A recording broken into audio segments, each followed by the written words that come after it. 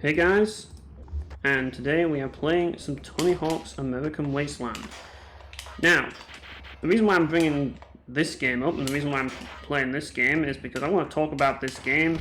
I want to do a video on this game, and yeah, I wanted to bring up a topic because this game has made me want to talk, and I feel that I should probably talk while I play this game. I do apologise for the buttons that you're hearing in the background. I've got a very loud controller, and this is a game that requires me to press a lot of buttons, unfortunately, so you're going to hear that. So, why am I playing Tony Hawk's, American Wasteland here? Well, as I say, it's basically the game that I'm doing next. After the button mappers did their, skate month, and I was involved in that, it's kind of put me in the mood to play skateboarding games now. So because of them, you are watching videos like this, you know? Blame the button mappers if you don't like it, because they basically encouraged it. But at the end of the day, I don't have an issue with it personally, because it's nice to actually go back to these games after so long. It's like the last time I played a skateboarding game before the button mappers, was when I was like a fucking kid. I was like, I was like, I don't know, it was definitely my childhood. I wasn't an adult when I did it. I forget exactly when I stopped playing it as a kid, but I didn't really play them as an adult, so I hadn't played them in a long time, and because of that, it kind of made me miss out on the games like this. Because when I played Tony Hawk, the first Tony Hawk game I played was Underground. I enjoyed Underground, I thought it was a lot of fun. Played Underground 2, thought that was a lot of fun as well, and eventually I played Project 8 and I just didn't like it, so I just quit. I totally skipped this game though, and the reason why I skipped this game, it's not for reasons you'd think. Now, when this game came out, it was marketed as being this open world sort of skating game. I was kind of scared at first that this would be detrimental to the creation features that I really enjoyed in the previous Tony Hawk games, Tony Hawk's Underground and Underground 2, but it turns out that I was wrong. There are some creation features in American Wasteland as well. And this whole time I never played it. I never really gave it a shot because I thought, oh well, they're focusing on the open world, they're clearly not going to do much with the creation, are they? You know? I was expecting to hear more about the creation side.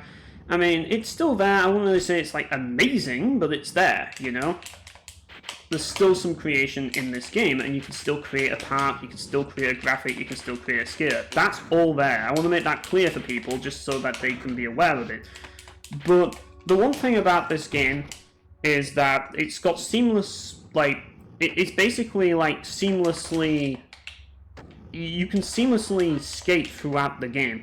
I'm not saying that it's seamless, in terms of, it's pure open world, because it's not, because there's load times between each section that you don't see, but you're still skating through those sections, so you're constantly skating.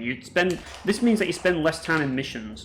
But the one thing I want to say about American Wasteland before I even start is, first of all, I haven't finished this game. I'm stuck on a mission which requires me to manual through all of these cones and stuff, or flags or whatever the hell, and yeah, it's taking some time to get that done, and I can't be bothered with that right now. I just want to mess about and just skate. That's kind of all I want to do. And that ties in with the theme, which I'll get to later, but one thing that this game does extremely well, and I think better than any of the other Tony Hawk games that I've played, is the level design. The level design of Tony Hawk's American Wasteland is freaking phenomenal. They really put all the effort in the world into making the most fun skating experience you could possibly have in each of the areas. They really designed all of these areas for skating and lines and everything else. You can clearly tell that they put all that effort into it. And that's something that I praise about this game, highly praise about this game, because it's something that I feel that other Tony Hawk games don't always get right. I mean, some stages, some levels are better than others, But I feel that pretty much every single level in this game is fantastic. Every single one. It's really hard to pinpoint which is better than the other, but like, because they're all so good. Like, you can skate anywhere. I mean, right now I'm skating in the Van skate park, but if I want to, I can go to downtown and skate there, and there's some great places to skate there. But there's no places like Downhill Jam or Philadelphia, which are just awkward to skate on and just really annoying. Not that I've experienced yet, though. I mean, maybe, like, I've still not unlocked every single area in this game, but so far I'm really pleasantly surprised with the level design of this game. It's fantastic. It is absolutely the best part about what this game's all about. It's definitely the game's best, like, it's the best part of this game without a doubt, like, the level design. But I want to talk about a few things.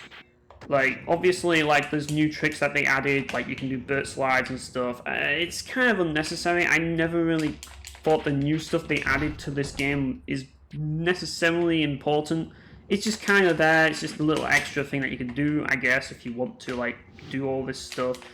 But I'm not really into that, and I'll probably never utilize vert slides and all that. I just play it like a normal Tony Hawk game, really. Like, if you're playing like Pro Skater 3 or something along those lines, or like Underground, or, you know, any of those games. But you can play it in different ways because of like the vert slide and stuff, so it does add some new stuff. It's just not essential stuff. Like, it's not like manuals and reverts which like make all the difference, you know, like allowing you to do stuff like this and get like a combo. Like, so like, it's not really as big of a deal as those, because it's not really a fundamental thing that changes the game up. So it's not really going to be like any of those Pro Skater games which make a huge leap. But there are new aspects that are added to this game. I mean, obviously, like, Tony Hawk's Underground has like stuff like wall plants and stuff, and they're in this game as well. And yeah, you can also do sticker slaps, which I think sticker slaps were introduced in Thug 2. Yeah, if I recall, but yeah, you can definitely do that here, as you can see. There's a sticker slap, and then you can do a wall plant, which, oh, that was another sticker slap, I think. Wall plant, you have to do that, yeah. Those are definitely useful moves, but this game doesn't really add anything that's particularly useful. So the skating experience is very much the same as Tony Hawk's Underground 2, but there are a few things that are really nice that they did add, like the boned ollies, which really feel really nice to do. I don't know, like, it just feels satisfying to pull them off with sound effects and everything else. It's got this, like, it's got this really satisfying sound effect whenever you perform one. And that's something that definitely should be credited as being a good thing in this game as well. I feel that, as I say, like, I feel that this game excels at everything regarding the general gameplay loop. In terms of that and the level design and all that, that's basically what this game is best at. And I would say that this is probably the best skating game I've played in regards to just pure gameplay and just pure, like, the pure gameplay loop. But here's the deal with Tony Hawk's American Wasteland. Like, this is not, in my opinion, the best Tony Hawk game. Like, I mean, the thing is, I feel that I haven't finished the game yet, so I haven't seen like the whole story, but from what I've seen of the story in story mode, isn't really, it's not as engaging as like Underground 1, and it's not as ridiculous and silly as Underground 2. It's just kind of there, and it's just kind of like, it's something that's kind of forgettable to me. I feel the biggest weakness of American Wasteland, besides the fact that it is a bit of a glitchy mess at times, like there are some glitches in the game, like, but they're not really that problematic if you ask me.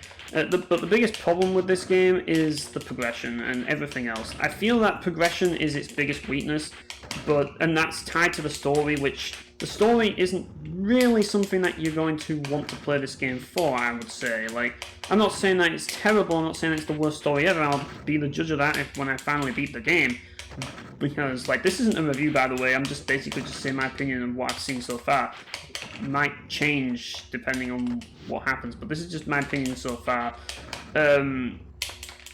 Yeah, like, I feel that this is a problem that isn't just about this game, though. I feel that, given the fact that I haven't really played a Tony Hawk game in ages, I've forgotten what that progression wall is. Because that progression wall has been in the other Tony Hawk games, and there's been some annoying ones in those games.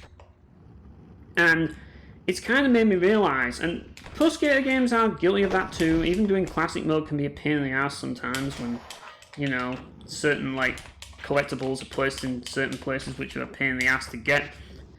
But the thing is that, like, this game, I feel that this game might actually be the worst for progression, just simply because of what the missions are. And like, the game starts you out where you basically don't have access to like basic skills like manuals and reverts and stuff, and you have to basically learn them.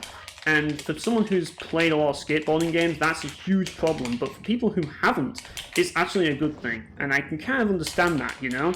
Like, if you're new to skateboarding games and you want to try the series out, you want to try Tony Hawk games out, this is the best place to start, because this is the game that has pretty much everything, and it's got the best tutorial to really help you learn how to play the game. The problem is there's a lot of useless tat that they added in this game, like freaking wall running, which I'll demonstrate right now. Wall running is basically like doing this, and like, you know, like doing, like you can do like a wall, if I can remember how to do it. You can do like a wall flip or something, yeah, there you go, fun. And you can chain that into an acid drop, so you can do stuff like that. But it's a bit too finicky for me and I'm not really keen on it, but it's something that you can do if you really want to. There's also bikes in this game if you want to try your hand at riding a bike, if you want to play Matt Hoffman BMX, but not play Matt Hoffman's BMX, then you can do that. But I feel that skating is a lot easier, but it's still there. I mean, it's kind of like a side thing. They don't focus in on it, but it's something that you can do. There's a few goals that you can do with it. But yeah, if you want to just mess about with the bikes and try them out, you can do that as well. But then you've got a learning curve of using a bike, and yeah, I'm not really that sure how to do that right now, so I don't really do it. But it's something that's interesting. I mean, it's nice to have more features and have another bike, like another vehicle that you can use in the game. I mean, even though it's not, I don't know, are skateboards and like vehicles? I don't know if skateboards are. I know bikes are, but it's like something else that you can ride on in the game. It's just like, it's cool, you know, that you have that. But as I say, like, that's the thing about this game that is the biggest problem. The progressing, it just feels like a lot of the like levels in this game, a lot of the missions in this game at least, they feel like glorified tutorials on how to play the game. Like, they do, and that's kind of the biggest problem. And later on you get some missions that are really annoying, where they have specific things that you have to do, like fucking manualing, like the one that I'm stuck on right now, which is like manual through all these flags in one combo. It's just like, damn, like, that's insane. Like, if it means I have to grind my manual stack, because right now there's no way I can do it, and I just can't get the speed to do it, and it's like, damn, like, did you really have to make it this long? And like, there's so many flags, and it's like they made it so long, and you really have to be able to like maintain balance for a long time and turn around and stuff. Like, it's a really tricky one. Definitely one of the harder ones so far. Like, on top of like the one where I have to bird slide down a hill, which honestly, if you're gonna do that, pro tip, don't bird slide the whole way, just bird slide into a manual and manual the rest of it. You'll save yourself a lot of hassle, because bird sliding in this game is not fun to do and it's a pain in the ass. But yeah, you can actually get away with not bird sliding down the hill if you so want to, so bear that in mind if you want to play this game for yourself, so that you don't end up like that. But yeah, like, I want to talk about like what this game's like ultimately for, because there's a certain demographic that's going to want this game, and there's a certain demographic that's not going to want this game at all. It's not a review, but I'm just going to say, you know, this is a game for people who just want the skating experience. Like, if you're looking for like the complete package, I would definitely say this is definitely not the game that you're going to want, because it doesn't feel like, it's not the skateboarding game for people who want a really engaging story. I would say play Tony Hawk's Underground 1 for that, you know? But, like, ow, that looked painful. That looked very painful. But if you want like a really fun skating experience, because this game has such great levels and like has all the moves that you could possibly ask for in a Tony Hawk game, I would say this is the best, and you're gonna love this game just simply for the free skate. This is a game that you play not for the story mode, not for any mode besides free skate. This is the ultimate free skating experience in a Tony Hawk game, in my opinion.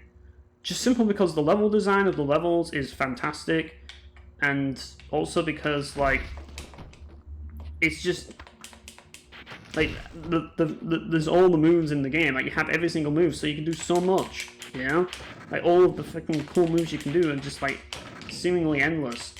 So it is like the ultimate free skating experience.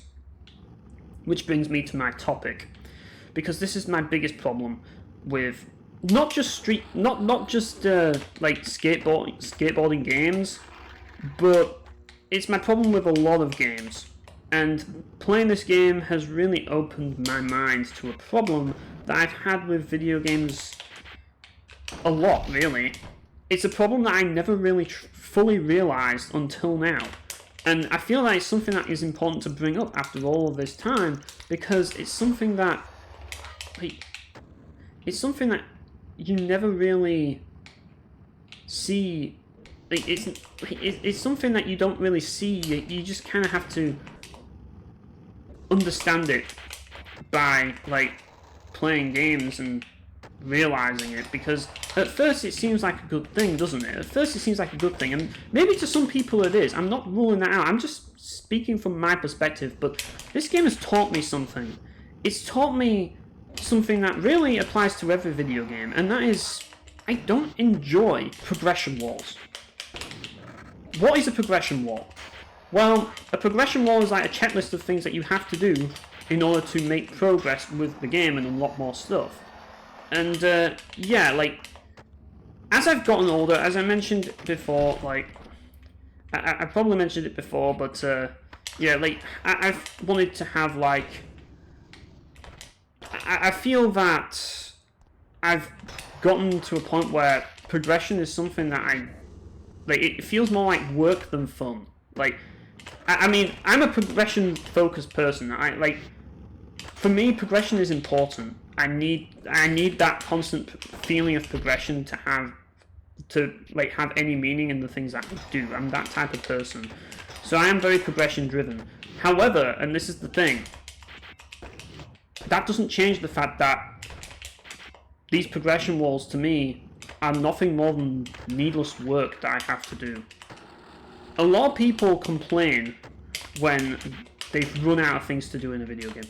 And I feel that a lot of those people aren't really like running out of things to do. It's just that they want the game to give them something. They want the game to give them something to do. And it's not giving them something to do. And they're upset about that. And I remember, like, for example, the Need for Speed community complaining that Need for Speed Heat was a short game and had a really short story, and it's just like, well, good. Like, it should be. I don't want to have to, like, sit through all of that, like, for needlessly long, you know? I want to get through the game. And, you know, like, people seem that they cry out for this, like, progression. But in reality, what they want is just fun. But they don't really say that out loud. They don't really say they want good mechanics and great level design. What they say is they want more content. And that's why gaming is where it is today. That's why that's why gaming's at the point it is, where it's just like everything has to be like this 100-hour experience that is padded out to fuck, just simply because the gaming community doesn't really know what they want. They don't know how to explain what they want properly. Instead, they just say crazy things that don't make sense, like, oh, remake this game that I really love because lemons, apparently. They don't explain why they want a remake. They just want a remake because they just want something and they're not getting it, and they feel the need to have a remake because they feel like that's what they want at the time. They're just nostalgic for the game and they just want to go back to it, and they're just like, yeah, I'm having more fun playing this old game that was released years ago. Why not bring it back? But the thing is, if you bring it back, it's not going to be, it's just going to be the same shit again, or it's not going to be the same, and you're going to be upset one way or another, you know? So, you know, it's already happened. You can't, like, change what's already happened, you know? And, yeah, that's one of the things I love about this game. When you get a high score, it records it there, as you can see there. And that was my highest score so far, 260, in this game at least. But, like, that's one of the things that I feel that I need to mention, actually, because it ties in with the whole aspect of fun factor. Because the thing is, like, as I say, I just got that high combo just by messing about. I'm just messing about here. I'm not even playing the story, even though I'm in story mode. I'm just messing around in this world. I'm just messing around in this skate part, just doing random skating nonsense. And I think I should probably leave the skate part, to be honest, because I don't think we need to see the rest of the world and that lot. But, like, the thing is that people say a lot of dumb shit in the gaming community, and they really don't know what they're talking about. And it's like people asking for remakes and stuff, like, they really shouldn't be asking for remakes. They should be just basically finding things to do in the old games that they love. Now, should they be asking for ports? Absolutely, ports are definitely welcome, but don't change the game. Don't mess with it, just keep it as it was and port it. Now, obviously, there are exceptions to that, like there are some remakes that absolutely need to happen, like Odin Sphere Leitherseer, you know, that was a remake, that was a good remake because it fixed a game that had a lot of problems. Too many problems, and it made it playable, you know? Whereas a game like this doesn't need a remake because it's perfectly playable as it is. It just needs people to have more imagination, you know? What I'm saying is people need to actually think for themselves and not let developers do all the work for them. Sometimes you've got, as a gamer, you have the duty to make your own fun, you know? You can't just rely on game companies to make the fun for you and spoon-feed the fun to you, you know? You've got to make the fun out of it. That's why we're in this hobby. It's not just to be given fun, like, on a platter. You've got to make it, you know? If you just want to be if you just want fun handed to you, go watch Netflix, you know? Go watch a movie, you know? Go watch something or read a book, you know? Or something like that. If you play a video game, you play a video game to have fun your way. Because the whole point of playing a video game is freedom. And that's the main takeaway from this video. If there's one thing skating games excel at, more than potentially any other game, it's freedom. And that's what they're all about, at their core. You know, take away the whole skating culture thing and like the combos and the tricks that you do and all that. That's just those are just tools to achieve like an experience that ultimately makes the freedom factor more engaging and more interesting. But ultimately, freedom is the core of what makes these games work. You know, take away the whole like if we're looking at this as a pure game design standpoint here, people. We're not looking at this as a skateboarding like experience. This isn't skateboarding I'm talking about here. I'm talking about video games here, people. Game design. And from a game design perspective, that's what these games are all built around. Freedom. The ability to just do whatever you want in these areas and just skate freely, you know? And as you noticed, I got a high score in this video just doing that, just randomly skating, like, while talking. Which, you know, like, what other game can you make progression just randomly like that? That's the magic of these games. These games reward freedom. And I'm not saying that they're the only games that reward freedom. I mean, you've got games like Kirby Air Ride, which also reward freedom with its checklist system, so it's not these aren't the only games that do this. But they are still games that do a good job at rewarding you for, like, messing around and engaging with the mechanics. And I feel like this game, especially with the fact that it keeps your highest combo in the menu, is definitely good for that, because it means that at any moment you can do something really cool and it's always going to be recorded. Like, the score you get is always going to be recorded forever for doing it, you know? And yeah, I've literally recorded it because it's in this video, what my high score is, unless it changes later on down the line. So you all knew, like, you all know how I achieved it, you know, because you've all seen it. But obviously, like, it's nice to have it in the game displayed because it feels good. It feels like you're getting somewhere and making progression, even though you're not. And it's great how you have that illusion. And that's one of the things that I really love about this game, especially because I have that freedom aspect, you know? And yeah, I feel that if this game's taught me anything, it's that progression walls are kind of getting old, guys. Now, I understand that some games absolutely need them, but I feel that games need to just focus on mechanics and making the mechanics, like, fun to engage with. Like, making engaging mechanics that feel good, you know? That's what game developers should be focused on more than anything nowadays. But instead they're not. They're focused on, like, bringing back old mechanics, or what they think are good mechanics, and just reiterating the same mechanics, but, like, they're adding more content. Like, it's like every game just feels like the focus is on adding content and progression walls. But that's not what I want, you know? I don't want progression walls. Progression walls are just work to me, you know? And that's one thing I've learned. I never used to feel that way. I never used to think that was the case. I'll get on the bike just simply because I'll show it off. But I feel that that's kind of the thing about these games. They are, the more I play video games, the more I've realized that ultimately I don't want to have to go through all these progression walls to actually play through the game, and, like, it's not fun to me, these missions and stuff that you have to do and all that. Like, they just aren't fun. I just want to just, like, mess around and play, like, and do all this crazy shit. Like, and that's all I want to do, you know?